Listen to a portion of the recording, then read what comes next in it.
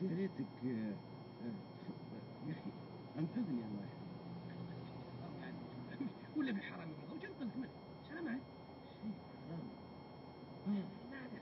تخاف تعوذ من الشيطان يا ولد. يمكن هو بس طق في الشباك ولا شيء، ولا أحد مر ولا حاجة. ما في فندقنا آمن.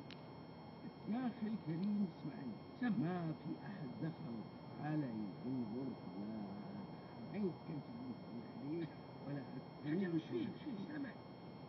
وش تبي؟ أنا أبي شاحن الجوال يا وكل هالخوف والإزعاج ومرتاع طيب وشو الشاحن ليش؟ سم يا أخوي أرجوك هات الشاحن بسرعة قبل ما تجي المصايب بك. طيب ورني جوالك شوف. لا للأسف النوع ذي ما عندنا له شاحن، اعتذر منك. نعم؟ كيف ما عندك؟ فندق محترم ما عنده شاحن جوالي. وش نسوي طيب؟ وش تسوي الحين؟ أنا وش أسوي؟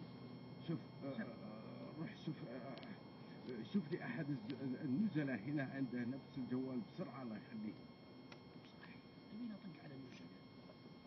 أقول ليش أطق على خل جوالي وارسل منها بغيت 1000 رسالة. المشكلة إني ماني عارف وش أرسل. وعليكم السلام. أيوة يا أم أحمد. وش فيه أحمد؟ هذا اللي أنا كنت خايف منه. المصيبة جت على أحمد ولدي.